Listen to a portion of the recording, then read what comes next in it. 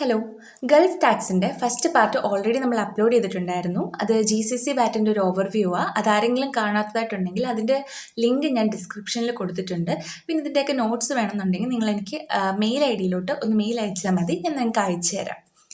ഇന്ന് നമ്മൾ നോക്കാൻ പോകുന്നത് UAE വാറ്റിൻ്റെ ഓവർവ്യൂ ആണ്. UAE എന്താണെന്നുള്ളത് കഴിഞ്ഞ ക്ലാസ്സിൽ ഓൾറെഡി ഞാൻ പറഞ്ഞിട്ടുണ്ടായിരുന്നു.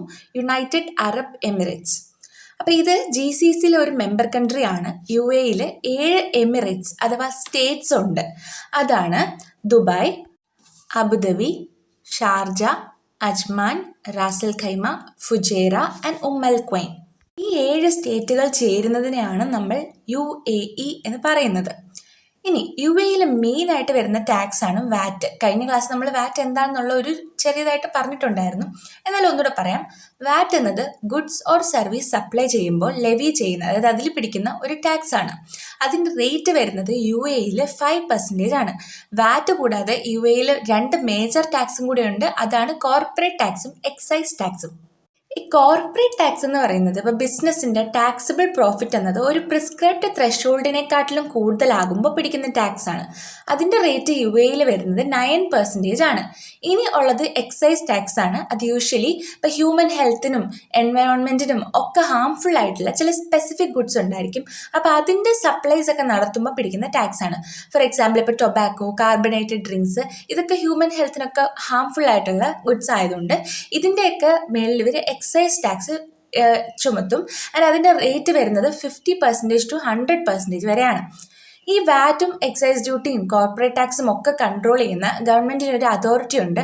അതിനാണ് FTA അഥവാ ഫെഡറൽ ടാക്സ് അതോറിറ്റി എന്ന് പറയുന്നത്. ഈ FTA എന്ന് പറയുന്നത് 2016 എസ്റ്റാബ്ലിഷ് ആയതായിട്ടുള്ള ഒരു ഗവൺമെൻറ് അതോറിറ്റിയാണ്. ആൻഡ് FTAയുടെ മെയിൻ ഫങ്ഷൻസ് എന്ന് പറയുമ്പോൾ വാറ്റിൻ്റെ രജിസ്ട്രേഷൻ, പിന്നെ വാറ്റിൻ്റെ റിട്ടേൺ പ്രോസസ്സ് ചെയ്യുന്നത്, ടാക്സ് പിടിക്കുന്നത്, അതുപോലെ ടാക്സ് ഓഡിറ്റ് നടത്തുന്നത്, പിന്നെ ക്ലാരിഫിക്കേഷൻസ് ഇഷ്യൂ ചെയ്യുന്നത്, UAE ടാക്സ് ലോസുമായിട്ടുള്ള എല്ലാ കംപ്ലയൻസസിനെയും എൻഷുർ ചെയ്യുന്നതും ഒക്കെയാണ്. ഒരു ആൾ ഇപ്പോൾ ഒരു ബിസിനസ്സോ വാറ്റിൽ രജിസ്ട്രേഷൻ ചെയ്ത് കഴിഞ്ഞാൽ, ദറ്റ് ഈസ് FTAയുടെ അടുത്ത് വാറ്റിൽ രജിസ്ട്രേഷൻ ചെയ്ത് കഴിഞ്ഞാൽ അവർക്ക് ഉടനെ തന്നെ ഒരു 15 ഡിജിറ്റ് TRN എന്ന് പറഞ്ഞിട്ടൊരു നമ്പർ ഇഷ്യൂ ചെയ്യും. അതാണ് ടാക്സ് രജിസ്ട്രേഷൻ നമ്പർ.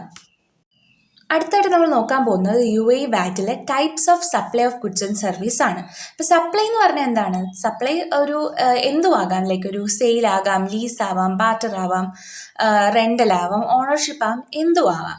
ഈ സപ്ലൈ എന്ന് പറയുന്നത് 2 ടൈപ്പ് ഉണ്ട്. ടാക്സിബിൾ സപ്ലൈ ഉണ്ട്, എക്സംപ്റ്റഡ് സപ്ലൈ ഉണ്ട്. ടാക്സിബിൾ സപ്ലൈസിനെ എഗെയിൻ 2 ടൈപ്പായിട്ട് പിന്നെയും ഡിവൈഡ് ചെയ്തിട്ടുണ്ട്. അതാണ് സ്റ്റാൻഡേർഡ് ഓർ ഫുൾ റേറ്റഡ് സപ്ലൈയും പിന്നെ 0 റേറ്റഡ് സപ്ലൈയും. സ്റ്റാൻഡേർഡ് റേറ്റഡ് സപ്ലൈ എന്ന് പറഞ്ഞു കഴിഞ്ഞാൽ അവിടെ 5% വാറ്റ് വരുന്ന ആ ഒരു കേസാണ് സ്റ്റാൻഡേർഡ് റേറ്റഡ്. എന്നാൽ 0 റേറ്റഡ് എന്ന് പറഞ്ഞാൽ അതിലെ ടാക്സിൻ്റെ റേറ്റ് വരുന്നത് 0% ആണ്. അപ്പോൾ അത് ഏതൊക്കെയാണെന്നുള്ളത് ഇവിടെ കൊടുത്തിട്ടുണ്ട്. അപ്പോൾ നിങ്ങൾക്ക് ജസ്റ്റ് ഇത് പോസ് ചെയ്ത് വായിച്ച് നോക്കാം. ഇനി അടുത്തത് എക്സംപ്റ്റ് സപ്ലൈ എന്നത് എന്തുവാന്നുള്ളതാണ്. ഇതിന് ടാക്സ് വരുന്നില്ല. അതുകൊണ്ട് തന്നെ എക്സംപ്റ്റഡ് സപ്ലൈ ചെയ്യുന്ന ഒരു ബിസിനസ് അവരുടെ കസ്റ്റമേഴ്സിൻ്റെ അതിന് ടാക്സ് ഒന്നും പിടിക്കത്തില്ല. ഇപ്പോൾ ഇത് ഏതൊക്കെയാണ് എക്സംപ്റ്റഡ് സപ്ലൈസ് എന്നുള്ളത് ഇവിടെ കൊടുത്തിട്ടുണ്ട്. അപ്പോൾ ചില ഫൈനാൻഷ്യൽ സർവീസസ് ഉണ്ട്, റെസിഡൻഷ്യൽ ബിൽഡിങ്ങിൻ്റെ ചില സപ്ലൈ, ബെയർ ലാൻഡിൻ്റെ സപ്ലൈ, ലോക്കൽ പാസഞ്ചർ ട്രാൻസ്പോർട്ടേഷൻ സർവീസസിൻ്റെ കുറച്ച് കാര്യങ്ങൾ. ഈ 4 കാര്യങ്ങളാണ് മെയിനായിട്ട് വരുന്ന എക്സംപ്റ്റഡ് സപ്ലൈ. ആൻഡ് ഇത് ഞാനിവിടെ കൊടുത്തിട്ടുണ്ട്. അത് നിങ്ങൾക്ക് പോസ് ചെയ്തിട്ട് എന്താണെന്നുള്ളത് വായിച്ച് നോക്കാം. ഇവിടെ ശ്രദ്ധിക്കേണ്ട കാര്യം എന്ന് പറഞ്ഞാൽ ഈ ടാക്സിബിൾ സപ്ലൈസിന് ഇൻപുട്ട് വാറ്റ് ക്രെഡിറ്റ് എടുക്കാൻ പറ്റും. പക്ഷേ എക്സംപ്റ്റഡ് സപ്ലൈസിന് ഈ ക്രെഡിറ്റ് എടുക്കാൻ നമുക്ക് പറ്റത്തില്ല. അപ്പോൾ ക്രെഡിറ്റ് എന്താണെന്നൊക്കെ നിങ്ങൾക്ക് ഡൗട്ട് വരാൻ സാധ്യതയില്ലല്ലോ, കാരണം ഫസ്റ്റ് ക്ലാസ്സിൽ നമ്മൾ എന്താണ് ക്രെഡിറ്റ് എന്നൊക്കെ ഉള്ളത് പറഞ്ഞിട്ടുണ്ട്. ഇനി ഒരു ബിസിനസ് ഇപ്പോൾ എക്സംപ്റ്റഡ് സപ്ലൈ മാത്രമേ ചെയ്യുന്നുള്ളൂ ആൻഡ് അവരുടെ ടേൺ ഓവർ ത്രെഷോൾഡ് ലിമിറ്റിനെക്കാട്ടിലും കൂടുതലായി. അപ്പോൾ ഈ കേസിൽ ജനറലി അവർ വാറ്റ് രജിസ്ട്രേഷൻ എടുക്കേണ്ട ആവശ്യമില്ല, ബിക്കോസ് അവർ ചെയ്യുന്ന മൊത്തം എക്സംപ്റ്റഡ് സപ്ലൈ ആണ്. ഇനി ഇവിടെ ഈ ടൈപ്സ് ഓഫ് സപ്ലൈ തമ്മിലുള്ള ഡിഫറൻസസ് ഞാൻ ഷോർട്ടായിട്ട് കൊടുത്തിട്ടുണ്ട്. ഇപ്പം സ്റ്റാൻഡേർഡ് റേറ്റ് ആണെങ്കിൽ വാറ്റ് റേറ്റ് വരുന്നത് 5%, 0 റേറ്റഡിന് 0%, എക്സംപ്റ്റഡ് ആണെങ്കിൽ വാറ്റ് ഇല്ല. ഇനി ടാക്സബിൾ സപ്ലൈ നോക്കുവാണെങ്കിൽ സ്റ്റാൻഡേർഡ് റേറ്റഡിന് യെസ് ആണ്, 0 റേറ്റഡ് ഒരു ടാക്സബിൾ സപ്ലൈ തന്നെയാണ്. പക്ഷേ എക്സംപ്റ്റഡ് സപ്ലൈ ഒരു ടാക്സബിൾ സപ്ലൈ അണ്ടറിൽ വരത്തില്ല. പിന്നെ ഇൻപുട്ട് വാറ്റ് ക്രെഡിറ്റ് സ്റ്റാൻഡേർഡ് റേറ്റഡിനകത്തും 0 റേറ്റഡിനകത്തും അലൗഡ് ആണ്, എക്സംപ്റ്റഡിനകത്ത് അലൗഡ് അല്ല. അടുത്തതാണ് പ്ലേസ് ഓഫ് സപ്ലൈ എന്താണെന്നുള്ളത്. ഇപ്പം യു എ വാറ്റിൻ്റെ പർപ്പസിന് വേണ്ടിയിട്ട് സപ്ലൈ എവിടെയാണോ നടന്നതായിട്ട് കൺസിഡർ ചെയ്യുന്നത് ആ പ്ലേസിനെയാണ് നമ്മൾ പ്ലേസ് ഓഫ് സപ്ലൈ ആയിട്ട് എടുക്കുന്നത്. ഈ പ്ലേസ് ഓഫ് സപ്ലൈ വെച്ചാണ് ഏത് കൺട്രിക്കാണ് വാറ്റിനെ ടാക്സ് ചെയ്യാനുള്ള റൈറ്റ് ഉള്ളത്, അതുപോലെ വാറ്റ് ആപ്ലിക്കബിൾ ആണോ, സപ്ലൈ ലോക്കലാണോ, എക്സ്പോർട്ടാണോ, ഇമ്പോർട്ടാണോ, ഇങ്ങനെയൊക്കെയുള്ള കാര്യങ്ങൾ ഡിറ്റർമൈൻ ചെയ്യുന്നത്. ഇനി പ്ലേസ് ഓഫ് സപ്ലൈ എന്നത് ഗുഡ്സിനും സർവീസിനും രണ്ടിനും ഡിഫറെൻ്റ് ആയിട്ടാണുള്ളത്. ഗുഡ്സിൻ്റെ കേസിലെ പ്ലേസ് ഓഫ് സപ്ലൈ എടുത്ത് നോക്കിയിട്ട് നമ്മൾ സപ്ലൈനെ 3ആയിട്ട് ക്ലാസിഫൈ ചെയ്യുന്നുണ്ട്. That is domestic, exports and imports. Domestic എന്ന് പറയുമ്പോൾ എന്താണ്, ഇപ്പം ഒരു ഗുഡിനെ യു എയുടെ ഉള്ളിൽ തന്നെയാണ് സപ്ലൈ ചെയ്യുന്നത് എങ്കിൽ അത് യു എ വാറ്റാണ് അവിടെ ആപ്ലിക്കബിൾ ആയിട്ട് വരുന്നത്. ഫോർ എക്സാമ്പിൾ ഇപ്പം അബുദാബി ആൻഡ് ദുബായ്, ഇത് രണ്ടും യു എയുടെ അകത്തുള്ള 2 സ്റ്റേറ്റ്സ് ആണ്. അപ്പം അബുദാബിക്കകത്തുനിന്ന് ദുബായിലേക്ക് എന്തെങ്കിലും ഒരു ഗുഡിനെ സപ്ലൈ ചെയ്യുമ്പോൾ അതൊരു ഡൊമസ്റ്റിക് സപ്ലൈ ആണ്. അടുത്തത് എക്സ്പോർട്ട്. യു എയുടെ ഉള്ളിൽ നിന്നും യു എയുടെ പുറത്തേക്ക് എന്തെങ്കിലും ഗുഡ്സിൻ്റെ സപ്ലൈ നടത്തിയാൽ അതാണ് എക്സ്പോർട്ട്. ഇത് ജനറലി 0 റേറ്റഡ് ആണ്. എന്നാലും കുറച്ച് റൂൾസ് ഒക്കെ ചെക്ക് ചെയ്തിട്ട് ഇപ്പോൾ GCC വാറ്റ് ഇംപ്ലിമെൻറ്റിംഗ് സ്റ്റേറ്റ്സ് തമ്മിലാണോ സപ്ലൈ, അതൊക്കെ നോക്കിയിട്ടാണ് ഏത് റേറ്റിന് അണ്ടറിലാണെന്നുള്ളത് നമ്മൾ ഫൈനലി തീരുമാനിക്കുന്നത്. ഇനി ലാസ്റ്റ് വരുന്നതാണ് ഇമ്പോർട്ട്. ഇപ്പോൾ യു എയുടെ പുറത്തു നിന്നും ഗുഡ്സിനെ യു എയുടെ അകത്തേക്ക് സപ്ലൈ ചെയ്യുന്നതിനാണ് ഇമ്പോർട്ട് എന്ന് പറയുന്നത്.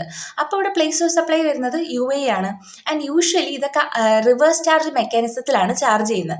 ഈ റിവേഴ്സ് ചാർജ് മെക്കാനിസം എന്താണെന്നുള്ളതും അതിലെങ്ങനെയാണ് വാറ്റ് പേ ചെയ്യുന്നതെന്നൊക്കെ ഉള്ളത് ഡീറ്റെയിൽ ആയിട്ട് ഉടനെ തന്നെ ഞാൻ പറയും.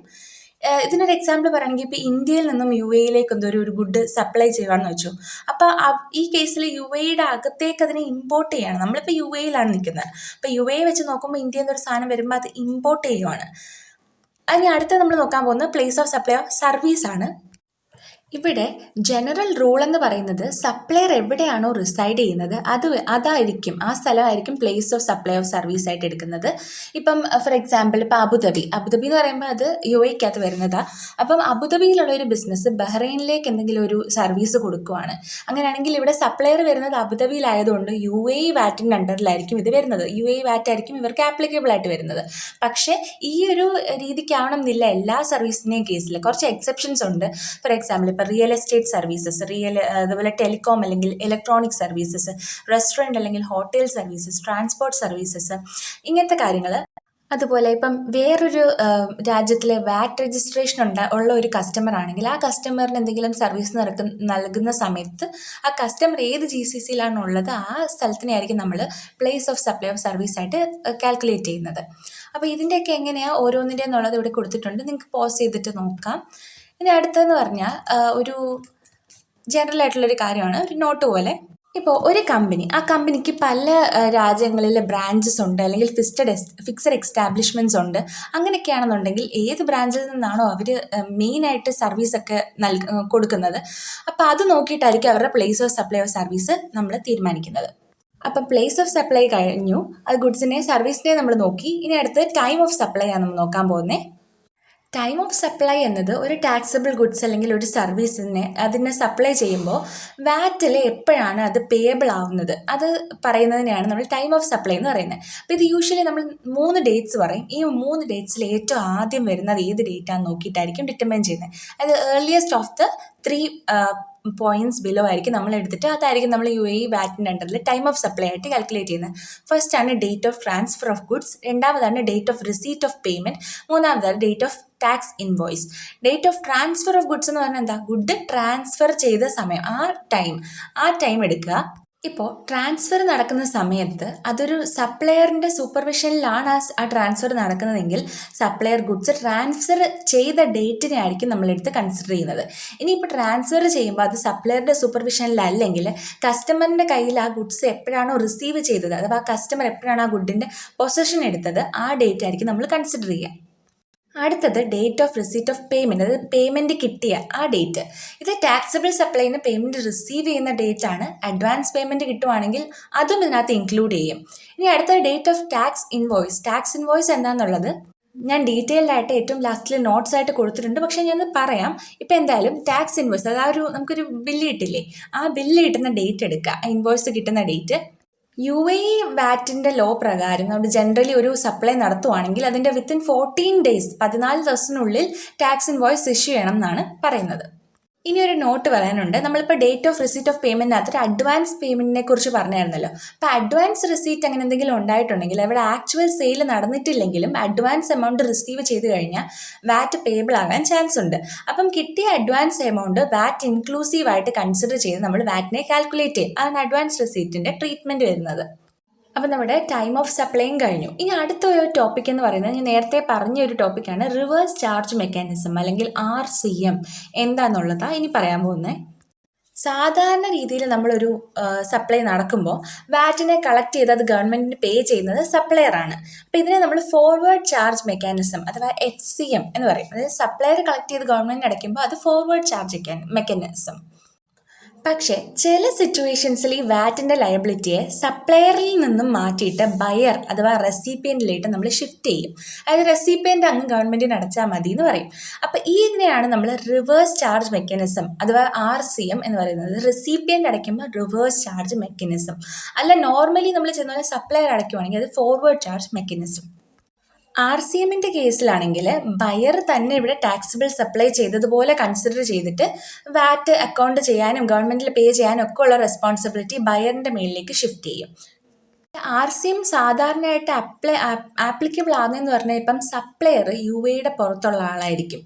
അങ്ങനെയുള്ള കേസിലായിരിക്കും നമ്മൾ റെസിപ്പിയൻ്റ് ആരാ അപ്പോൾ UAEയുടെ അകത്തുള്ള ആയിരിക്കുമല്ലോ. അപ്പോൾ പിന്നെ UAE ഗവൺമെൻറ്റിന് ടാക്സ് കിട്ടാൻ UAEക്ക് അകത്തുള്ള ആൾ പേ ചെയ്യുമ്പോഴല്ലേ കുറച്ചുകൂടെ അവർക്ക് എളുപ്പത്തിൽ കിട്ടുന്നത്. അപ്പോൾ എന്ത് ചെയ്യും, സപ്ലയർ UAEയുടെ പുറത്താണെങ്കിലും റെസിപ്പിയൻ്റ് UAEയുടെ അകത്താണല്ലോ. അപ്പോൾ ഈ കേസിൽ UAEയുടെ അകത്തുള്ള റെസിപ്പിയൻ്റ് എന്ത് ചെയ്യും, ടാക്സ് പേ ചെയ്താൽ മതി ഗവൺമെൻറ്റിന്. അപ്പോൾ അതാണ്. അപ്പോൾ സിംപ്ലി പറയുവാണെങ്കിൽ ഫോർവേഡ് ചാർജിൽ സപ്ലയർ വാറ്റ് കളക്ട് ചെയ്ത് പേ ചെയ്യും. പക്ഷേ റിവേഴ്സ് ചാർജ് ആണെങ്കിൽ ബയർ വാറ്റ് കളക്ട് ചെയ്ത് പേ ചെയ്യും. ഇത്രയേ ഉള്ളൂ. മേജറായിട്ട് RCMൽ വരുന്ന ട്രാൻസാക്ഷൻസ് ഏതൊക്കെയാണെന്ന് പറഞ്ഞാൽ ഇപ്പം ഒരു ബിസിനസ് പർപ്പസിന് വേണ്ടിയിട്ട് UAEയിൽ ഗുഡ്സ് അല്ലെങ്കിൽ സർവീസിനെ ഇമ്പോർട്ട് ചെയ്യുകയാണ്, അല്ലെങ്കിൽ ഒരു നോൺ റെസിഡൻറ്റ് സപ്ലയർ ഒരു UAE ടാക്സിബിൾ പേഴ്സണിന് എന്തെങ്കിലും ഒരു സപ്ലൈ നടത്തുവാണ്, അതുപോലെ crude oil, refined oil, natural gas, hydro carbons പോലെ ഉള്ള എന്തെങ്കിലും എനർജി പ്രോഡക്ട്സ് ഉണ്ടായിരിക്കും. അപ്പോൾ ഇതൊക്കെ എന്തെങ്കിലും ഒരു രജിസ്റ്റേർഡ് ബിസിനസ് തമ്മിൽ സപ്ലൈ ചെയ്യുമ്പോൾ സ്പെസിഫൈഡ് കണ്ടീഷൻസ് ഒക്കെ സാറ്റിസ്ഫൈ ചെയ്യുവാണെങ്കിൽ അപ്പോഴും RCM ആയിരിക്കും ആപ്ലിക്കബിൾ ആകുന്നത്. ഒരു എക്സാമ്പിൾ പറയുകയാണെങ്കിൽ UAEയിലുള്ള ഒരു ബിസിനസ്, ആ ബിസിനസ് ഇന്ത്യയിൽ നിന്നും ഗുഡ്സിനെ ഇമ്പോർട്ട് ചെയ്യുവാണ്. ഓക്കെ, അപ്പോൾ അവരെന്ത് ചെയ്യുന്നു, ഇന്ത്യയിൽ നിന്ന് പർച്ചേസ് ചെയ്യും, ഇമ്പോർട്ട് ചെയ്തെടുക്കുകയാണ്. അപ്പോൾ ഈ കേസിൽ അവർക്ക്, അതായത് ഇന്ത്യൻ സപ്ലയറിൻ്റെ കേസിൽ ഇന്ത്യൻ സപ്ലയറിന് ഒരിക്കലും UAE വാറ്റ് ചാർജ് ചെയ്യാൻ പറ്റത്തില്ല.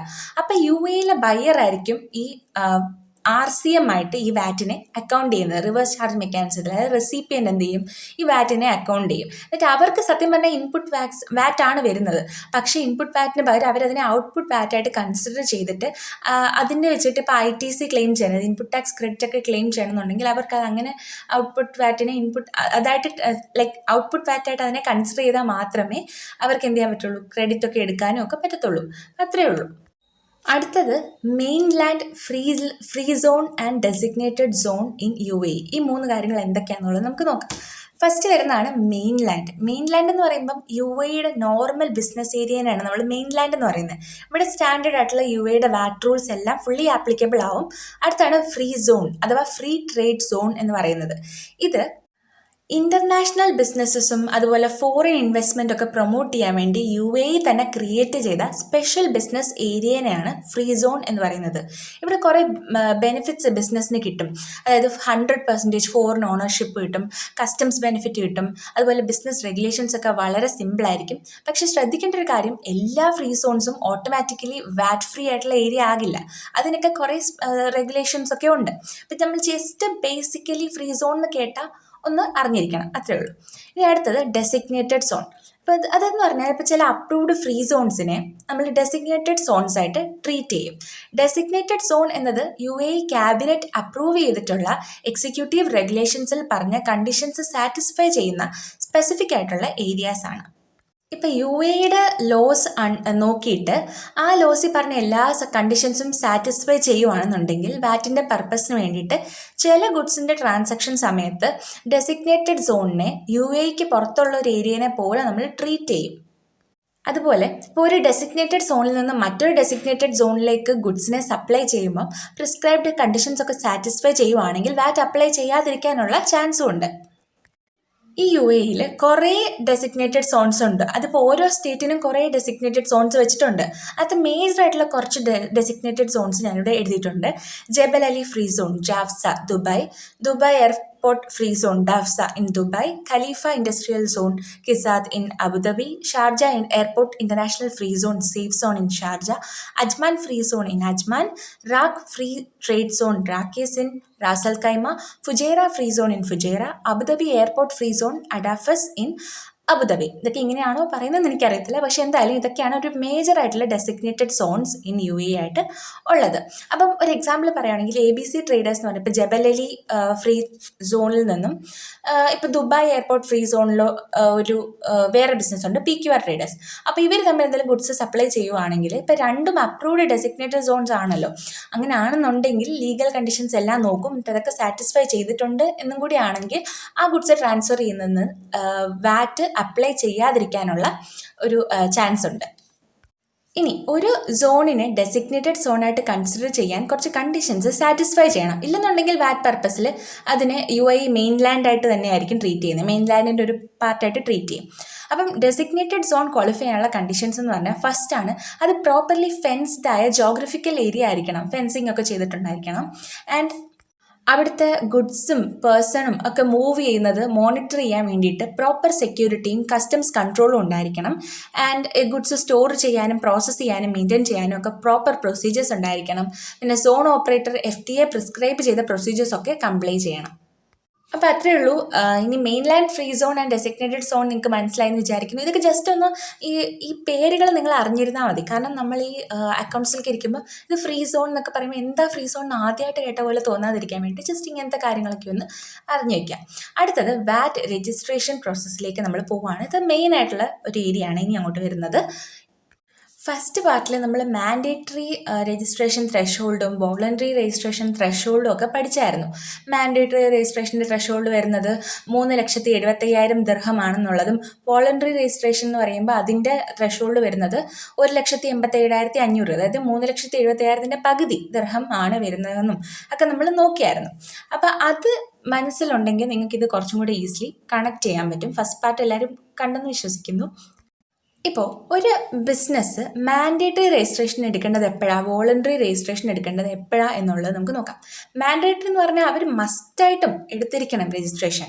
അത് എപ്പോഴാണെന്ന് വെച്ചാൽ ഒരു ബിസിനസ് അവരുടെ ടാക്സബിൾ സപ്ലൈസും ഇമ്പോർട്ട്സും എടുത്ത് നോക്കും. ടാക്സബിൾ സപ്ലൈയും ഇമ്പോർട്ടും ഇത് രണ്ടും കഴിഞ്ഞ 12 മാസത്തിൽ എടുക്കണം. ഈ 12 മാസത്തിൽ എടുക്കുമ്പോൾ അത് നമ്മുടെ മാൻഡേറ്ററി രജിസ്ട്രേഷൻ ത്രെഷോൾഡായ 3,70,000 ദിർഹത്തിൽ കൂടുതലാണ് എങ്കിൽ, അല്ലെന്നുണ്ടെങ്കിൽ അവർക്ക് തോന്നുവാണ് ഇനി വരുന്ന 30 ദിവസത്തിനുള്ളിൽ എന്തുവായാലും ഈ മാൻഡേറ്ററി രജിസ്ട്രേഷൻ ത്രെഷോൾഡ് എക്സീഡ് ആവും, അങ്ങനെ അവർ എക്സ്പെക്റ്റ് ചെയ്യുവാണെങ്കിൽ, ഓക്കെ, ഈ രണ്ട് കേസിൽ ഒന്നെങ്കിൽ അവർ 12 മാസം നോക്കുമ്പോൾ ഈ ത്രെഷോൾഡ് എക്സീഡ് ചെയ്തിട്ടുണ്ടാകും. അതുകൊണ്ട് അവർക്ക് തോന്നും ലൈക്ക് ഇനി വരാൻ പോകുന്ന 30 ദിവസത്തിനുള്ളിൽ ഞങ്ങൾക്ക് എന്തായാലും ത്രെഷോൾഡ് എക്സീഡ് ചെയ്യും.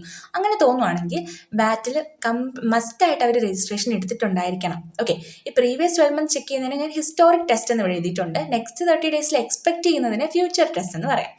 ഇനി വോളണ്ടറി രജിസ്ട്രേഷൻ എന്ന് പറഞ്ഞാൽ ഇപ്പോൾ ഒരു ബിസിനസ്സിന് സ്വന്തമായിട്ട് തോന്നുവാണ് രജിസ്ട്രേഷൻ എടുക്കാം. അതെന്തിനാന്ന് വെച്ചാൽ ഇപ്പം ചില സ്റ്റാർട്ടപ്പുകൾ, സ്മോൾ ബിസിനസ് ഒക്കെ ഉണ്ടാവും. അവർക്ക് ഇൻപുട്ട് ടാക്സിൻ്റെ ബെനിഫിറ്റ് എടുക്കണമെങ്കിൽ അവർ വാറ്റിൽ രജിസ്റ്റർ ചെയ്തിട്ടുണ്ടായിരിക്കണമല്ലോ. അപ്പോൾ അങ്ങനെ ക്ലെയിം ചെയ്യാൻ വേണ്ടിയിട്ട് അവരെന്ത് ചെയ്യും, വോളണ്ടറിലി പോയി രജിസ്ട്രേഷൻ എടുക്കും. വോളണ്ടറിലി രജിസ്റ്റർ ചെയ്യണമെന്നുണ്ടെങ്കിൽ ഈ പറഞ്ഞ നമ്മൾ മാൻഡേറ്ററി പറഞ്ഞ ത്രെഷോൾഡില്ലേ, ആ സെയിം ത്രെഷോൾഡിന് 3,70,000 പകരം അതിൻ്റെ നേരെ ഹാഫ്, ദറ്റ് ഈസ് 1,87,500 ആവും അവിടെ വരുന്ന ത്രെഷോൾഡ്. അപ്പോൾ ഒരു ബിസിനസ്സിന് വോളണ്ടറി ആയിട്ട് വാറ്റ് രജിസ്റ്റർ ചെയ്യണമെങ്കിൽ ടാക്സബിൾ സപ്ലൈസും ഇമ്പോർട്ട്സും, അല്ലെങ്കിൽ അതുപോലെ തന്നെ ഇവിടെ ശ്രദ്ധിക്കേണ്ട ഒരു കാര്യം ടാക്സബിൾ എക്സ്പെൻസസ് നോക്കണം കേട്ടോ. നമ്മൾ മാൻഡേറ്ററിക്കകത്ത് ടാക്സബിൾ എക്സ്പെൻസ് പറഞ്ഞിട്ടുണ്ടായിരുന്നില്ല, പക്ഷേ ഇവിടെ ടാക്സബിൾ എക്സ്പെൻസസും കൂടി എടുക്കണം. എന്നിട്ട് ഇത് പ്രീവിയസ് 12 മന്ത്സിൽ എടുത്ത് നോക്കുമ്പോൾ 1,87,500 എക്സീഡ് ചെയ്യുവാണെന്നുണ്ടെങ്കിൽ, അല്ലെന്നുണ്ടെങ്കിൽ അവർക്ക് തോന്നുവാണ് വരുന്ന 30 ദിവസത്തിനുള്ളിൽ ഈ 1,87,500 അവർ എക്സീഡ് ചെയ്യും അവരുടെ ടേൺ ഓവർ, അങ്ങനെയാണെങ്കിൽ അവരെന്ത് ചെയ്യുക, ആ ബിസിനസ് വോളണ്ടറിലി പോയിട്ട് വാറ്റിൽ രജിസ്റ്റർ ചെയ്യുക. അപ്പോൾ രണ്ട് കാര്യമാണ് പറഞ്ഞത്. മാൻഡേറ്ററി രജിസ്ട്രേഷൻ ആണെന്നുണ്ടെങ്കിൽ ദിർഹം 3,70,500 മുകളിലാവുകയാണ് കഴിഞ്ഞ 12 മാസത്തിനുള്ളിൽ, അല്ലെങ്കിൽ നെക്സ്റ്റ് 30 ഡേയ്സിനുള്ളിൽ എക്സീഡ് ചെയ്യാൻ തോന്നുവാണെങ്കിൽ മാൻഡേറ്ററി രജിസ്ട്രേഷൻ. വോളണ്ടറി ആണെങ്കിൽ 1,87,000 കഴിഞ്ഞ 12 മാസത്തിനുള്ളിൽ എക്സീഡ് ആയിട്ടുണ്ട്. അല്ലെന്നുണ്ടെങ്കിൽ ഇനി വരുന്ന 30 ദിവസത്തിനുള്ളിൽ അവർക്ക് തോന്നുവാണ് അത് എക്സീഡ് ചെയ്യും. അങ്ങനെയാണെന്നുണ്ടെങ്കിൽ അവർക്ക് വോളണ്ടറി രജിസ്ട്രേഷൻ എടുക്കാം. ഓക്കെ, അപ്പം പിന്നെ നോക്കേണ്ടത് ഒരു കാര്യം, ടാക്സബിൾ എക്സ്പെൻസസും കൂടെ നമ്മൾ വോളണ്ടറി രജിസ്ട്രേഷനകത്ത് ചെക്ക് ചെയ്യണം. ഇനി ഈ 1,87,500 താഴെയാണ് ഇവരുടെ ഈ സപ്ലൈസും ഇമ്പോർട്ട്സും അല്ലെങ്കിൽ എക്സ്പെൻസസും ഒക്കെ വരുന്നത് എങ്കിൽ അവർക്ക് രജിസ്ട്രേഷൻ എടുക്കാൻ പറ്റത്തില്ല. രജിസ്ട്രേഷൻ നോട്ട് റിക്വയർഡ് ആണ്. അവർക്ക് വോളണ്ടറിലി പോലും എന്ത് ചെയ്യാൻ പറ്റില്ല, രജിസ്ട്രേഷൻ എടുക്കാനായിട്ട് പറ്റില്ല. അതാണ് രജിസ്ട്രേഷൻ നോട്ട് റിക്വയർഡ് എന്ന് പറഞ്ഞ് കൊടുത്തിരിക്കുന്നത്. ഇനി ഓർക്കേണ്ട ഒരു കാര്യം എന്ന് പറഞ്ഞാൽ, ഈ ത്രഷോൾഡ് ക്രോസ് ചെയ്തു എന്ന് വെച്ചു, അതായത് നമ്മൾ മാൻഡേറ്ററി അല്ലെങ്കിൽ വോളണ്ടറിയിലെ ത്രഷോൾഡ് ലിമിറ്റ് ക്രോസ് ചെയ്തു. അങ്ങനെയാണെന്നുണ്ടെങ്കിൽ 30 ദിവസത്തിനുള്ളിൽ തന്നെ അവർ രജിസ്ട്രേഷൻ കംപ്ലീറ്റ് ചെയ്തിട്ടുണ്ടായിരിക്കണം.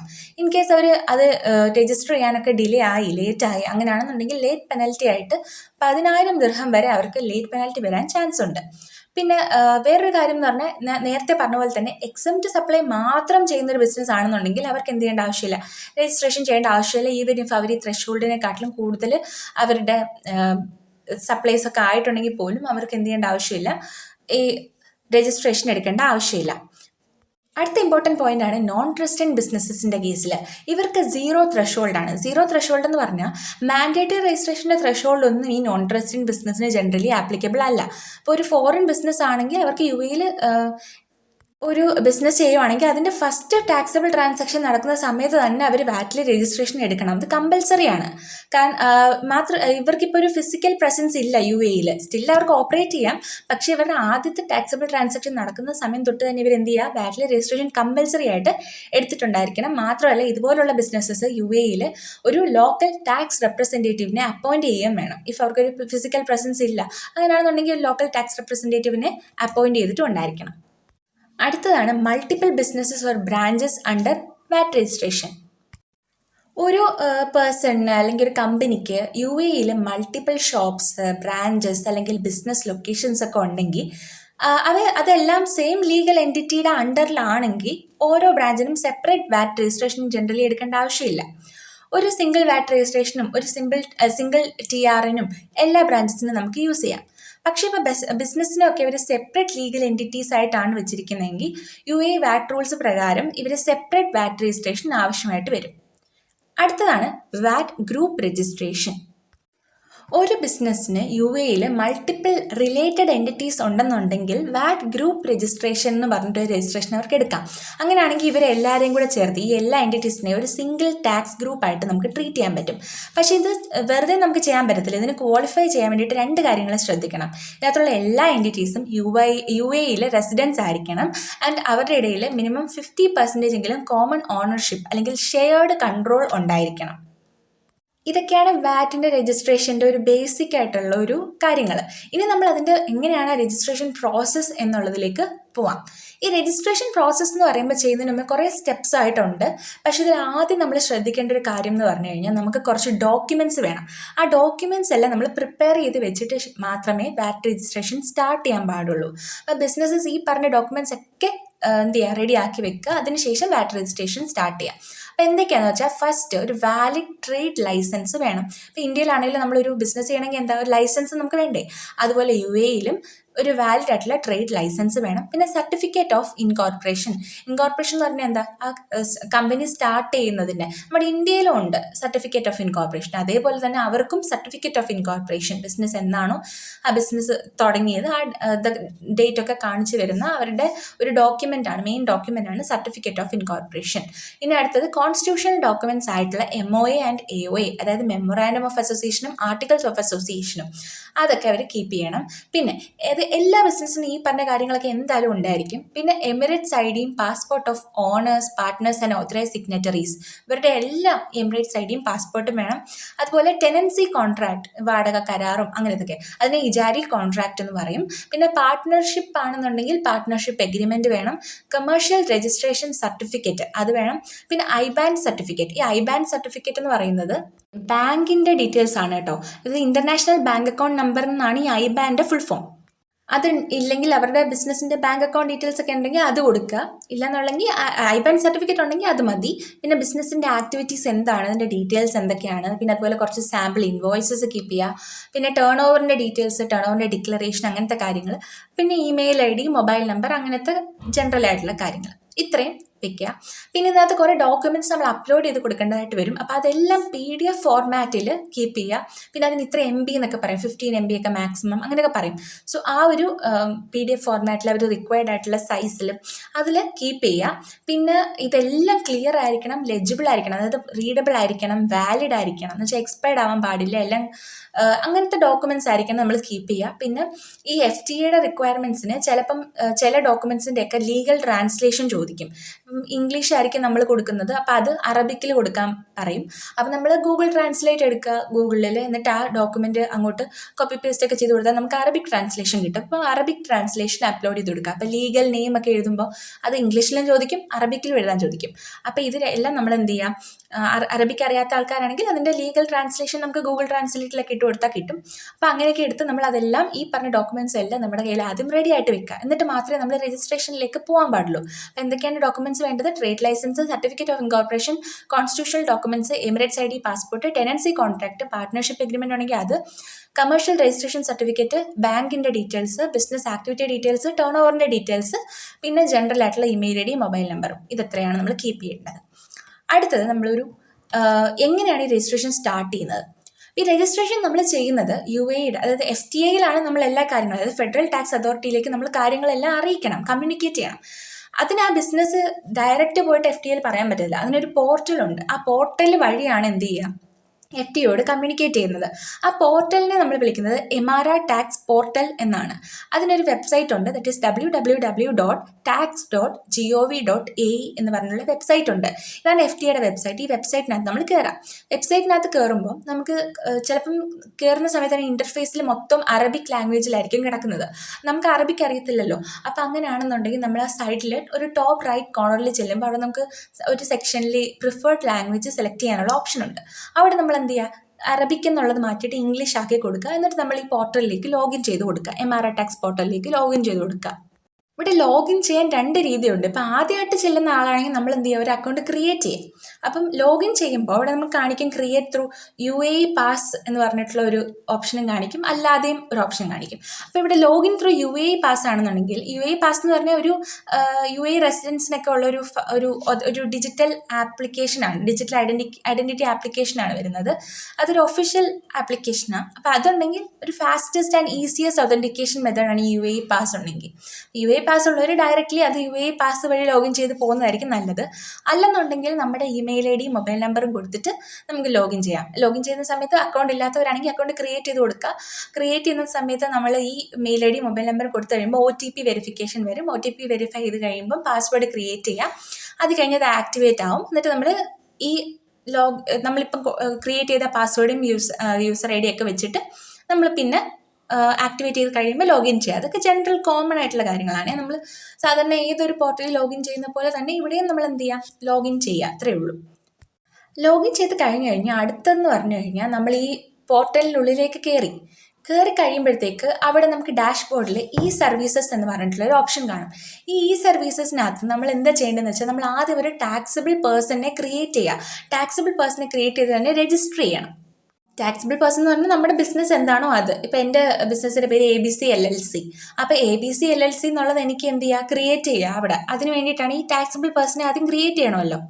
ഈ LLC എന്ന് പറഞ്ഞാൽ എന്താണെന്ന് വെച്ചാൽ ഇപ്പം ലിമിറ്റഡ് ലയബിലിറ്റി കമ്പനി, അതാണ് അതിൻ്റെ ഫുൾ ഫോം. ഇപ്പം നമ്മൾ ഇന്ത്യയിൽ നമ്മൾ private limited, public limited, PVT LTD എന്നൊക്കെ പറഞ്ഞിട്ട് നമ്മൾ ബിസിനസ്സിൻ്റെ പേരിൻ്റെ ലാസ്റ്റിലിടത്തില്ലേ, അതുപോലെ തന്നെ ഇവരുടെ UAE ബിസിനസ്സിൻ്റെ എൻഡ് ചെയ്യുന്ന ആ ഒരു ലീഗൽ സ്ട്രക്ചർ എന്ന് പറഞ്ഞാൽ ഇപ്പോൾ ചില LLC ആകാം. ഇപ്പോൾ ഫ്രീ സോണിലൊക്കെ ആണെങ്കിൽ FC, FZE അങ്ങനെയൊക്കെ പറഞ്ഞിട്ട് കാണും. അങ്ങനെ കുറേ ഇതുണ്ട്. മെയിൻലി വരുന്നത് ഈ LLC എന്നുള്ളതാട്ടോ. അപ്പോൾ ആദ്യം നമ്മൾ ഈ ടാക്സിബിൾ പേഴ്സണെ എന്ത് ചെയ്യുക, രജിസ്റ്റർ ചെയ്യുക. അതിനകത്ത് ഒരു ഓപ്ഷൻ ഉണ്ട്, രജിസ്റ്റർഡ് ടാക്സിബിൾ പേഴ്സൺ. അത് ക്ലിക്ക് ചെയ്യുമ്പോൾ നമുക്ക് പ്രൊഫൈലിന് നെയിം കൊടുക്കാൻ ചോദിക്കും. അത് ഇംഗ്ലീഷിലും ചോദിക്കും, അറബിക്കിലും ചോദിക്കും. അപ്പോൾ രണ്ടിലും നമ്മൾ കൊടുക്കുക. പിന്നെ ഏതാണ് നമ്മുടെ പ്രിഫേർഡ് ലാംഗ്വേജ്, നമ്മുടെ പ്രിഫേർഡ് കമ്മ്യൂണിക്കേഷൻ ചാനൽ ഏതാണ്, ഇപ്പം മെയിലാണോ അങ്ങനെ എന്തുവാണ്, പിന്നെ ലീഗൽ എൻറ്റിറ്റിയുടെ ടൈപ്പ് ഏതാണ്, അതൊക്കെ ചോദിക്കും. അപ്പോൾ അതൊക്കെ നമ്മൾ ഇട്ട് കൊടുക്കുക. അത് കഴിയുമ്പം ഇപ്പോൾ കമ്പനിയുടെ ലോഗോ വല്ലതും ഉണ്ടെങ്കിൽ അത് അപ്ലോഡ് ചെയ്യുകയാണെങ്കിൽ നമുക്ക് ലോഗോ അപ്ലോഡ് ചെയ്ത് കൊടുക്കാം. ഇതൊക്കെ എൻ്റർ ചെയ്ത് കഴിയുമ്പോൾ നമുക്ക് ക്രിയേറ്റ് എന്ന് പറഞ്ഞിട്ടുള്ള ഓപ്ഷൻ കാണും. ക്രിയേറ്റ് ചെയ്ത് കഴിയുമ്പോൾ ടാക്സിബിൾ പേഴ്സൻ്റെ പ്രൊഫൈൽ എന്ത് ചെയ്യും, ക്രിയേറ്റ് ആയി കഴിയും. പിന്നെ നമ്മൾ ജസ്റ്റ് ഡാഷ്ബോർഡിലോട്ട് നോക്കുമ്പോൾ ഇപ്പോൾ ABC LLC എന്ന് പറഞ്ഞിട്ട് ഡാഷ്ബോർഡിൽ കാണും. നമ്മൾ ഇനി എന്തെങ്കിലും കാര്യങ്ങൾ ചെയ്യണമെന്നുണ്ടെങ്കിൽ ആ ABC LLC എന്ന് പറഞ്ഞിട്ട് ഡാഷ്ബോർഡിനകത്ത് ക്ലിക്ക് ചെയ്യുക. ടാക്സിബിൾ പേഴ്സണിനെ ക്ലിക്ക് ചെയ്യുമ്പം ഡയറക്റ്റ്ലി നമ്മൾ ആ ടാക്സിബിൾ പേഴ്സൻ്റെ പ്രൊഫൈലിലേക്ക് പോകും. അങ്ങനെ നമ്മൾ ടാക്സിബിൾ പേഴ്സൺ ക്രിയേറ്റ് ചെയ്തു. ടാക്സിബിൾ പേഴ്സൻ്റെ പ്രൊഫൈൽ ഇപ്പോൾ നമ്മുടെ കയ്യിലുണ്ട്. നമ്മൾ ചെയ്യേണ്ടത് വാറ്റിൽ രജിസ്ട്രേഷൻ ചെയ്യാന്നുള്ളതാണ്. വാറ്റിൽ രജിസ്ട്രേഷൻ ചെയ്യണമെങ്കിൽ നമ്മൾ ടാക്സിബിൾ പേഴ്സണിനകത്തേക്ക് ക്ലിക്ക് ചെയ്ത് കയറി കഴിയുമ്പോൾ അവിടെ സൈഡിൽ ഓപ്ഷൻ കാണും വാറ്റ് രജിസ്ട്രേഷൻ.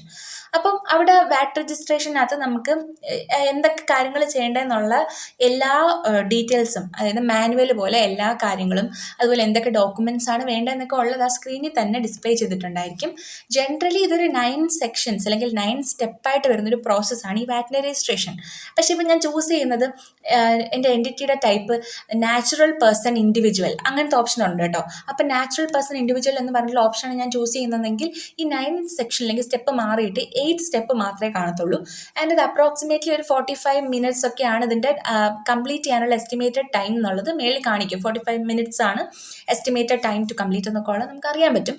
ആൻഡ് ഇതിന് പ്രത്യേകിച്ച് ഒരു ഫീസും ചാർജ് ചെയ്യുന്നില്ല ഈ ഒരു വാറ്റ് രജിസ്ട്രേഷന് വേണ്ടിയിട്ട്. അപ്പോൾ ഇതെല്ലാം നമ്മൾ ഒന്ന് ഓർത്ത് വയ്ക്കാം. ഇനി എന്തെങ്കിലും കാര്യങ്ങൾ നമ്മൾ ഫില്ല് ചെയ്യുന്നതിന് മുമ്പ് എല്ലാം നമ്മൾ കെയർഫുള്ളി റിവ്യൂ ചെയ്ത് നോക്കുക. പിന്നെ നമ്മൾ എന്തെങ്കിലും ഒരു ഡോക്യുമെൻ്റ് ഇപ്പം അപ്ലോഡ് ചെയ്ത് കഴിഞ്ഞാൽ അത് ഡ്രാഫ്റ്റ് എന്ന് പറഞ്ഞ് അവിടെ കാണും. അപ്പോൾ നമ്മളതെല്ലാം പ്രീ ഫിൽഡ് ആയിട്ടുള്ള ഡ്രാഫ്റ്റ് ഇൻഫർമേഷൻ എല്ലാം ക്ലിക്ക് ചെയ്ത് റിവ്യൂ ചെയ്ത് നോക്കുക. എല്ലാ ഡോക്യുമെൻറ്റ്സും റെഡി ആണെന്നുള്ളത് എൻഷുർ ചെയ്യുക. എന്നിട്ട് ഇതെല്ലാം ചെയ്ത് കഴിയുമ്പോൾ നമ്മൾ താഴോട്ട് വരുമ്പോൾ വെരിഫിക്കേഷനൊക്കെ ചെയ്ത് വരുമ്പം ഒരു ഡിക്ലറേഷൻ ചെക്ക് ബോക്സ് കാണും. അതിൽ നമ്മൾ ടിക്ക് ചെയ്ത് കൊടുക്കുമ്പം നമ്മുടെ ഡീറ്റെയിൽസൊക്കെ കൺഫേം ആവും. പിന്നെ തൊട്ട് വാറ്റ് രജിസ്ട്രേഷൻ പ്രോസസ്സിലേക്ക് നമുക്ക് പോകാം.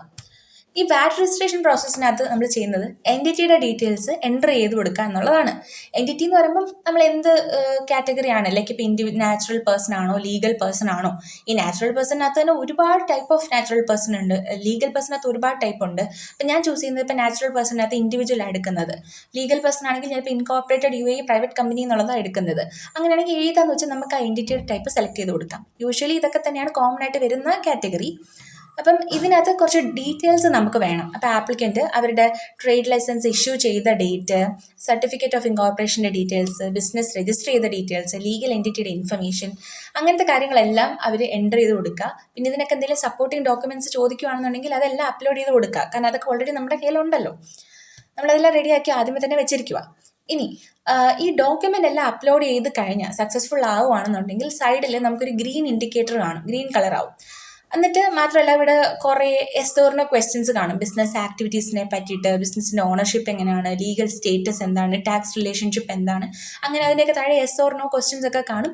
അതൊക്കെ ഓരോ ബിസിനസ്സിനെയും ഡിപ്പെൻഡ് ചെയ്തിരിക്കും. ഇപ്പം നിങ്ങളുടെ ഏതാണോ ക്ലയൻറ്റ് വരുന്നത് അവരുടെ എന്താണോ ടൈപ്പ് ഓഫ് ബിസിനസ്സാണ് അവരോട് ചോദിച്ച് എൻക്വയർ ചെയ്തിട്ട് യെസ് ഓർ നോ ക്വസ്റ്റ്യൻസ് ഒക്കെ കറക്റ്റായിട്ട് ആൻസർ ചെയ്ത് കൊടുക്കുക. അപ്പോൾ ഇത് കഴിയുമ്പോൾ അടുത്ത സ്റ്റെപ്പ് എന്ന് പറയുന്നത് ബിസിനസ് ഡീറ്റെയിൽസ് എൻ്റർ ചെയ്ത് കൊടുക്കുക എന്നുള്ളതാണ്. അപ്പോൾ എന്താണ് അവരുടെ ബിസിനസ്. ഇതിനകത്ത് ജനറലി നമ്മൾ ട്രേഡ് ലൈസൻസിൻ്റെ ഇൻഫർമേഷൻ, അല്ലെങ്കിൽ ലീഗൽ നെയിം ഓഫ് ബിസിനസ്, ബിസിനസ്സിൻ്റെ ആക്ടിവിറ്റീസ്, ബിസിനസ്സിൻ്റെ office address, contact details, bank account details, import അല്ലെങ്കിൽ എക്സ്പോർട്ടിൻ്റെ ഡീറ്റെയിൽസ്, ടേൺ ഓവർ എത്രയാണ് അവർ എക്സ്പെക്ട് ചെയ്യുന്ന ടാക്സിബിൾ സപ്ലൈ, ഇങ്ങനത്തെ കാര്യങ്ങളൊക്കെ എൻ്റർ ചെയ്ത് കൊടുക്കുക. ആ ബിസിനസ്സിനെ പറ്റിയിട്ടുള്ള എല്ലാ കാര്യങ്ങളും അവിടെ ചോദിക്കും, അത് ഫുള്ളും എൻ്റർ ചെയ്ത് കൊടുക്കുക.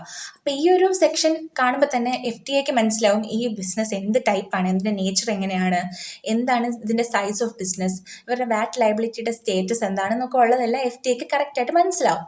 നമ്മുടെ ട്രേഡ് ലൈസൻസിനകത്ത് അത്യാവശ്യം തന്നെ എല്ലാ ഡീറ്റെയിൽസും കാണും. അത് നമ്മുടെ കയ്യിലുണ്ടെങ്കിൽ തന്നെ നമുക്ക് ഇതെല്ലാം ഫില്ല് ചെയ്യാൻ പറ്റും. ഇനി അത് കഴിയുമ്പോൾ നമ്മുടെ FTA എന്ത് ചെയ്യും, നമ്മുടെ ടേൺ ഓവർ വെരിഫൈ ചെയ്യും. ഈ FTA നമ്മൾ ടേൺ ഓവർ നോക്കിയിട്ട് നമ്മൾ മാൻഡേറ്ററി ആണോ അതോ വോളണ്ടറി രജിസ്ട്രേഷൻ ആണോ എടുക്കാൻ ക്വാളിഫൈ ആവുന്നത് എന്നൊക്കെ ഉള്ളത് സിസ്റ്റം ഓട്ടോമാറ്റിക്കലി ചെക്ക് ചെയ്യും.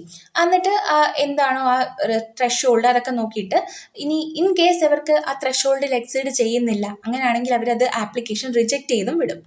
ഇനി സപ്പോർട്ടിംഗ് ഡോക്യുമെൻറ്റ്സ് അപ്ലോഡ് ചെയ്ത് കൊടുക്കാനുള്ള ഓപ്ഷൻ വരും. അതായത് നമ്മുടെ trade licence, passport, Emirates ID, MOA, AOA, bank അക്കൗണ്ടിൻ്റെ proof, financial records, import export documents, Ejari contract, that is tenancy കോൺട്രാക്റ്റിൻ്റെ സപ്പോർട്ടിങ് ഡോക്യുമെൻറ്റ്സ്, ഇതൊക്കെ നമുക്ക് അപ്ലോഡ് ചെയ്ത് കൊടുക്കാനുള്ള ഓപ്ഷൻ വരും.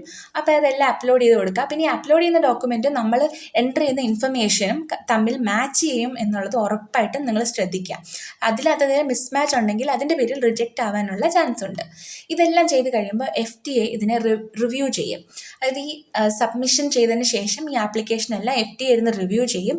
എന്നിട്ട് ഒന്നുകിൽ അപ്രൂവ് ചെയ്യും, അല്ലെങ്കിൽ അവർ എന്തെങ്കിലും ക്ലാരിഫിക്കേഷൻ വേണമെന്നുണ്ടെങ്കിൽ നമ്മളോട് ക്ലാരിഫിക്കേഷൻ റിക്വസ്റ്റ് ചെയ്യും. ഇപ്പോൾ അഡീഷണൽ ഡോക്യുമെൻറ്റ്സ് അവർക്ക് വേണമെങ്കിൽ അത് റിക്വസ്റ്റ് ചെയ്യും. അപ്പോൾ ഇതെന്തിനാന്ന് പറഞ്ഞു കഴിഞ്ഞാൽ UAEയുടെ VAT ലോ അനുസരിച്ചുള്ള എല്ലാ കംപ്ലയൻസസും നമ്മൾ ചെയ്യുന്നു എന്നുള്ളത് നോക്കാനും, ബിസിനസ് ഇൻഫർമേഷൻ എത്രത്തോളം ആക്യുറേറ്റ് ആണെന്നുള്ളത് നോക്കാനും, ടേൺ ഓവർ ആൻഡ് ആക്ടിവിറ്റീസ് ഒക്കെ കറക്റ്റായിട്ടാണോ എന്നൊക്കെ ഉള്ളത് വെരിഫൈ ചെയ്യാനും വേണ്ടിയിട്ടാണ് FTA ഇങ്ങനെ റിവ്യൂ ചെയ്യുന്നത്. ഇതെല്ലാം റിവ്യൂ ചെയ്ത് FTAക്ക് ഓക്കെ ആണെന്നുണ്ടെങ്കിൽ FTA അതിനെ അപ്രൂവ് ചെയ്യും. അപ്രൂവ് ചെയ്ത് കഴിയുമ്പോൾ നമുക്കൊരു VAT രജിസ്ട്രേഷൻ സർട്ടിഫിക്കറ്റ് ഇഷ്യൂ ചെയ്യും. അതിനകത്ത് ഒരു 15 ഡിജിറ്റ് ഉള്ള ടാക്സ് രജിസ്ട്രേഷൻ നമ്പർ ആയിട്ടുള്ള TRN ഇല്ലേ, നമ്മൾ നേരത്തെ പറഞ്ഞില്ലേ, TRN ജനറേറ്റ് ആവും.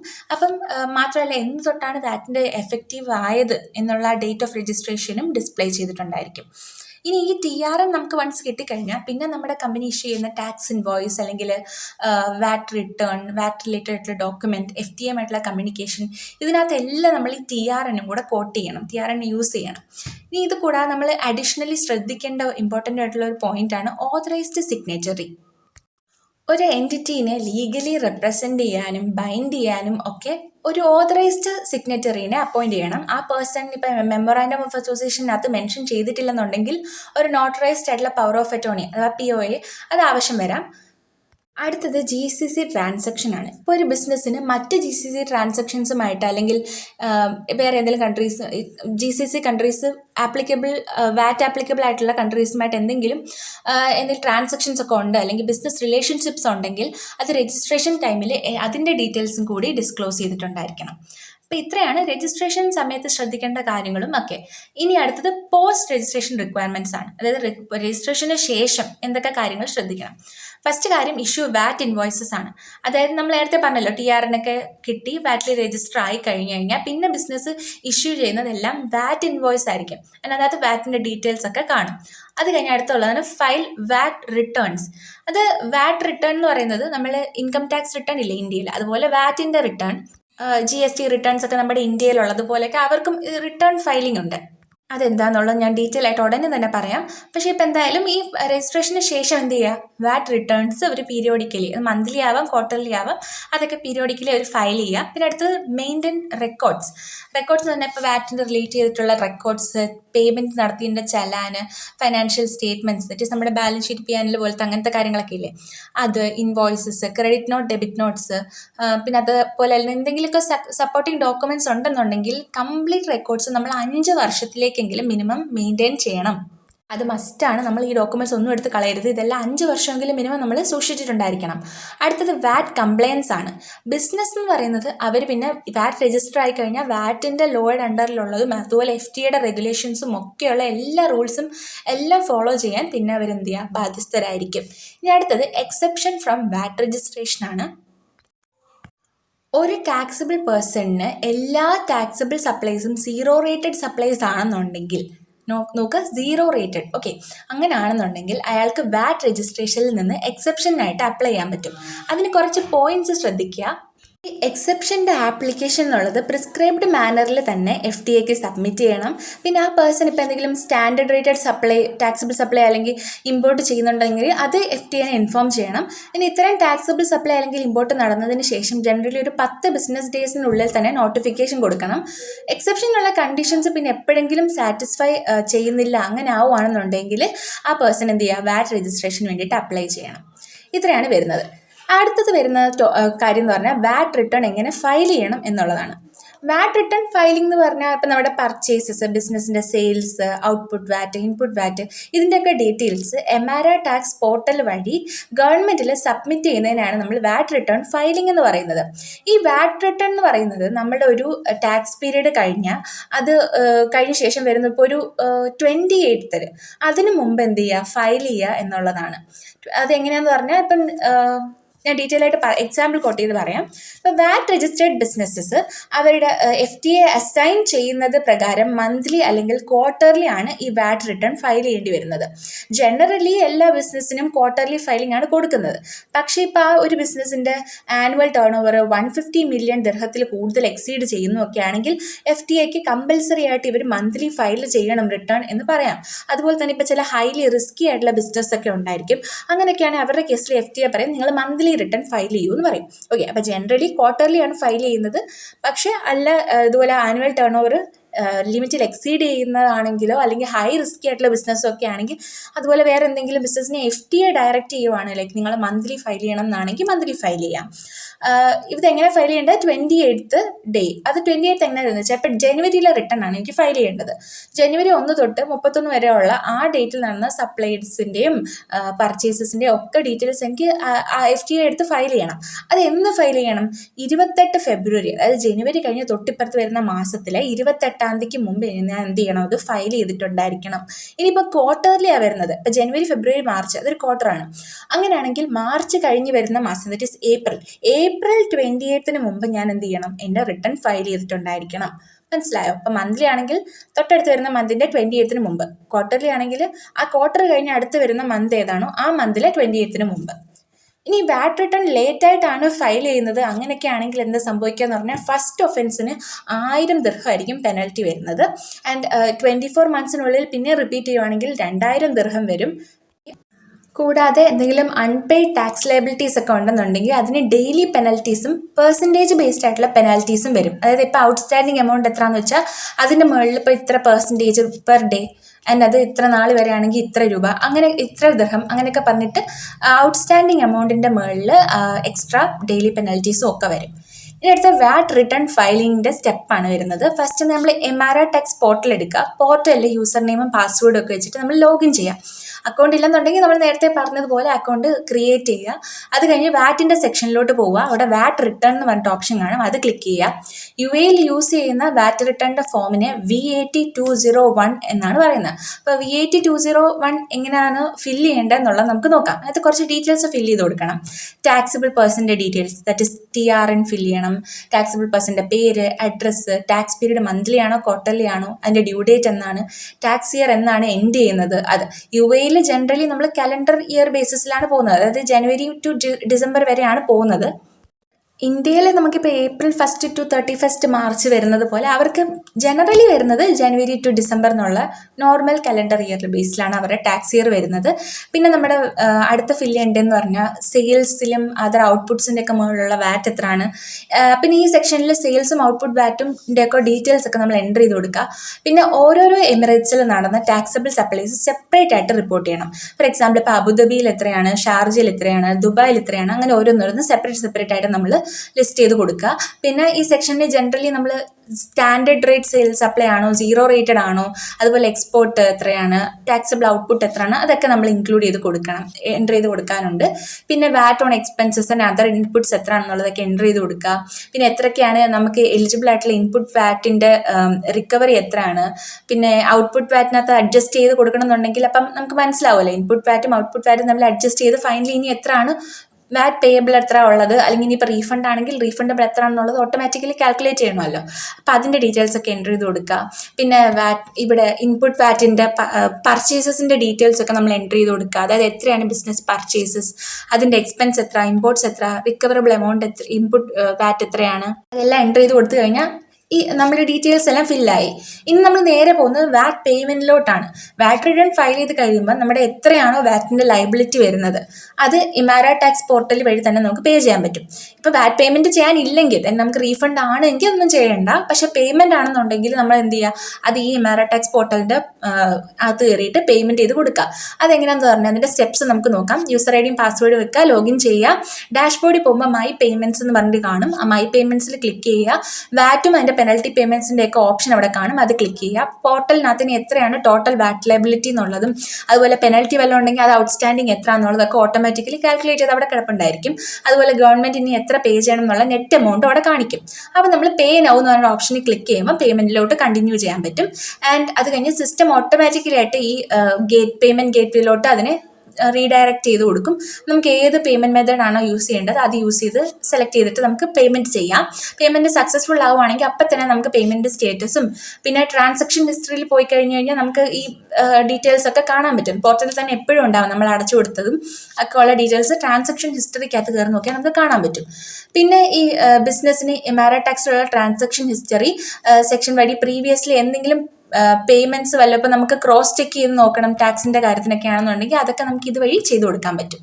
ഇത്രയാണ് നമ്മുടെ വാറ്റിൻ്റെ രജിസ്ട്രേഷൻ, വാറ്റ് ഫയലിങ്, വാറ്റിൻ്റെ പേയ്മെൻറ്റിൻ്റെ ഒക്കെ ഉള്ള ജനറൽ ആയിട്ടുള്ള കുറച്ച് കാര്യങ്ങൾ. ഇനി നമുക്ക് ഇത് കൂടാതെ കുറച്ച് എക്സ്ട്രാ ടോപ്പിക്സ് ഉണ്ട്, നമ്മൾ ജനറലി അറിഞ്ഞിരിക്കേണ്ട കുറച്ച് ടോപ്പിക്സ് ഉണ്ട്. അതൊക്കെ ഞാനിവിടെ നോട്ട്സിനകത്ത് എൻ്റർ ചെയ്ത് കൊടുത്തിട്ടുണ്ട്. ഇവിടെ ടാക്സ് ഇൻവോയ്സ് എന്താണെന്നുള്ളത്. ടാക്സ് ഇൻവോയ്സ് എന്ന് പറഞ്ഞാൽ നമ്മുടെ നമുക്കിവിടെ നാട്ടിൽ നമ്മളൊരു സാധനം വാങ്ങിക്കുമ്പോൾ നമുക്കൊരു ബില്ല് കിട്ടില്ലേ. ഇപ്പോൾ ഒരു ഫോൺ വാങ്ങി നമുക്കൊരു ബില്ല് കിട്ടി. അതേപോലെ തന്നെ നമ്മളിവിടെ ഇന്ത്യയിൽ കിട്ടുന്ന ഇൻവോയ്സ് പോലെ തന്നെ അവിടെയും നമുക്ക് ഇൻവോയ്സസ് കിട്ടും, ടാക്സ് ഇൻവോയ്സ് കിട്ടും. വാറ്റിൻ്റെ ഡീറ്റെയിൽസ് കാണിച്ചതുകൊണ്ട് ലൈക്ക് ഇപ്പോൾ അവരുടെ സപ്ലയറിൻ്റെ ഡീറ്റെയിൽസ്, കസ്റ്റമറിൻ്റെ ഡീറ്റെയിൽസ്, ഇൻവോയ്സിൻ്റെ നമ്പറും ഡേറ്റും, ഗുഡ്സ് എന്ത് ടൈപ്പാണ് അതിൻ്റെ ഡിസ്ക്രിപ്ഷൻ, ഇപ്പോൾ സർവീസ് ആണെങ്കിൽ അതിൻ്റെ ഡിസ്ക്രിപ്ഷൻ, എത്രയാണ് വാറ്റിൻ്റെ എമൗണ്ട് അതിൻ്റെ കാൽക്കുലേഷൻ, പിന്നെ വാറ്റിൻ്റെ റേറ്റ് എങ്ങനെയാണ്, അങ്ങനത്തെ കാര്യങ്ങളും പിന്നെ ടോട്ടൽ ഇൻവോയ്സ് വാല്യൂ എത്രയാണെന്നൊക്കെ കാണിക്കുന്ന ഒരു ഡോക്യുമെൻ്റ് ആണ് ഈ ടാക്സ് ഇൻവോയ്സ് എന്ന് പറയുന്നത്. പിന്നെ ഈ ഇൻവോയ്സിംഗ് ഉണ്ട്. ഈ ഇൻവോയ്സിംഗ് എന്ന് പറഞ്ഞാൽ ഈ സെയിം ഇൻവോയ്സസ് തന്നെ നമ്മൾ ഇലക്ട്രോണിക്കലി ആണ് ഇൻവോയ്സ് ചെയ്യുന്നതെങ്കിൽ, ജനറേറ്റ് ചെയ്യുന്നതെങ്കിൽ അതാണ് ഈ ഇൻവോയ്സ് എന്ന് പറയുന്നത്. പേപ്പർ ഇൻവോയ്സ് അല്ലാണ്ട് ഇലക്ട്രോണിക്കലായിട്ടുള്ള ഇൻവോയ്സിംഗ് ആണ് ഈ ഇൻവോയ്സിംഗ് എന്ന് പറയുന്നത്. ആൻഡ് അടുത്ത ടോപ്പിക് വരുന്നത് B2B B2C ട്രാൻസാക്ഷൻസ് എന്ന് പറഞ്ഞാൽ എന്താണെന്നുള്ളത്. B2B എന്ന് പറഞ്ഞാൽ ബിസിനസ് ടു ബിസിനസ് ട്രാൻസാക്ഷനാണ് നമ്മൾ B2B എന്ന് പറയുന്നത്. ഒരു ബിസിനസ് മറ്റൊരു ബിസിനസ്സിലേക്ക്. അപ്പം ബയറും സെല്ലറും ഒക്കെ എന്താണ്, ബിസിനസ് തന്നെ ആയിരിക്കും, അങ്ങോട്ടും ഇങ്ങോട്ടും രണ്ട് ബിസിനസ്സസ് ആയിരിക്കും. അപ്പം ഇൻപുട്ട് വാറ്റ് ക്രെഡിറ്റ് ഒക്കെ അവർക്ക് ക്ലെയിം ചെയ്യാൻ വേണ്ടിയിട്ടാണ് ഈ കൂടുതൽ യൂസ് ചെയ്യുന്നത് ഈ B2B. പിന്നെ B2C അതായത് ഒരു ബിസിനസ് കസ്റ്റമർ അല്ലെങ്കിൽ കൺസ്യൂമറിലേക്ക് എന്തെങ്കിലും ഒരു ട്രാൻസാക്ഷൻ നടത്തുവാണ്, അങ്ങനെയാണെങ്കിൽ അതാണ് ഒരു B2C ട്രാൻസാക്ഷൻ എന്ന് പറയുന്നത്. ഇതിനകത്ത് ജനറലി വാറ്റിൻ്റെ എല്ലാ എമൗണ്ടും കസ്റ്റമർ തന്നെയായിരിക്കും ബെയർ ചെയ്യുന്നത്. പിന്നെ അടുത്തത് FTA ഓഡിറ്റ് ഫയൽ, FAF. അതെന്താണെന്നുള്ളത് ഒന്ന് ജസ്റ്റ് അറിഞ്ഞിരിക്കുക, ജനറൽ ടേം ആണ്. വാറ്റ് ഓഡിറ്റിൻ്റെ സമയത്ത് നമ്മളിപ്പം ബിസിനസ് FTAക്ക് സബ്മിറ്റ് ചെയ്യേണ്ടി വരുന്ന ഒരു സ്ട്രക്ചേർഡ് ആയിട്ടുള്ള ഇലക്ട്രോണിക് ഫയലാണ് FAF. അപ്പം ഇതിൽ വാറ്റ് റിട്ടേൺ അഥവാ VAT 201 സപ്പോർട്ട് ചെയ്യുന്ന ബാക്കി ഡീറ്റെയിൽഡ് ട്രാൻസാക്ഷൻ ലെവൽ ഡേറ്റയാണ് വരുന്നത്. അപ്പോൾ സിമ്പിളായിട്ട് പറയുകയാണെങ്കിൽ VAT 201 എന്നത് ടാക്സിൻ്റെ സമ്മറിയാണ്. അപ്പോൾ അതിനകത്ത് output VAT, input VAT, payable amount, refund amount എന്നിവയൊക്കെ ഉണ്ടാവും. അപ്പോൾ FAF എന്ന് പറയുമ്പം ഡീറ്റെയിൽഡ് ബാക്കപ്പ് റിപ്പോർട്ട് ആയിരിക്കും വരുന്നത്. അപ്പോൾ ഇതിനകത്ത് എല്ലാ ഇൻവോയ്സും ക്രെഡിറ്റ് നോട്ടും ട്രാൻസാക്ഷൻസുമായിട്ടൊക്കെ കംപ്ലീറ്റ് ഡീറ്റെയിൽസ് ആയിരിക്കും ഉണ്ടാവുക. ഓഡിറ്റ് സമയത്ത് VAT 201 കാണിക്കുന്ന ഫിഗേഴ്സ് FAFിലുള്ള ഇൻവോയ്സ് ലെവൽ ഡേറ്റയുമായിട്ട് മാച്ച് ചെയ്യുന്നുണ്ടോ എന്നുള്ളത് FTA വെരിഫൈ ചെയ്യും. മിസ്മാച്ച് അല്ലെങ്കിൽ മിസ്സിംഗ് ഇൻവോയ്സ് വല്ലതും ഉണ്ടെങ്കിൽ, അങ്ങനെ എറേഴ്സ്, നോൺ കംപ്ലയൻസ് അല്ലെങ്കിൽ ഇൻകറക്റ്റ് വാറ്റ് ഒക്കെ ഉണ്ടെന്നുണ്ടെങ്കിൽ അതൊക്കെ ഇൻഡിക്കേറ്റ് ചെയ്യും. അതാണ് ഈ FTA ഓഡിറ്റ് ഫയൽ. വാറ്റ് ഫോർ ഈ സെക്ടറും പിന്നെ പ്രോഫിറ്റ് മാർജിൻ സ്കീമുമാണ്. ഇതൊക്കെ ഒരു മിസലേനിയസ് ടോപ്പിക്കാണ്. നിങ്ങൾക്ക് ജസ്റ്റ് പോസ് ചെയ്തിട്ട് വായിച്ച് നോക്കാം. പിന്നെ ഈ നോട്ട്സ് വേണമെന്നുണ്ടെങ്കിൽ നിങ്ങൾ എനിക്ക് ജസ്റ്റ് മെയിൽ ചെയ്താൽ മതി, ഞാൻ നിങ്ങൾക്ക് നോട്ട്സ് അയച്ചു തരാം. അപ്പം നിങ്ങൾക്ക് റെഫർ ചെയ്യാൻ വേണ്ടിയിട്ടൊക്കെ യൂസ്ഫുൾ ആയിരിക്കും. പിന്നെ ഇതിനകത്ത് ഉപയോഗിച്ചിട്ടുള്ള ഫുൾ ഫോംസ് ഒക്കെ ഞാനിവിടെ താഴെ ജസ്റ്റ് കൊടുത്തിട്ടുണ്ട്, നിങ്ങൾക്ക് ക്രോസ് ചെക്ക് ചെയ്യാൻ വേണ്ടിയിട്ട്. അപ്പം ഈ ക്ലാസ് യൂസ്ഫുൾ ആയിട്ടുണ്ടെങ്കിൽ നിങ്ങൾ ചാനലൊന്ന് സബ്സ്ക്രൈബ് ചെയ്യുക. Thank you.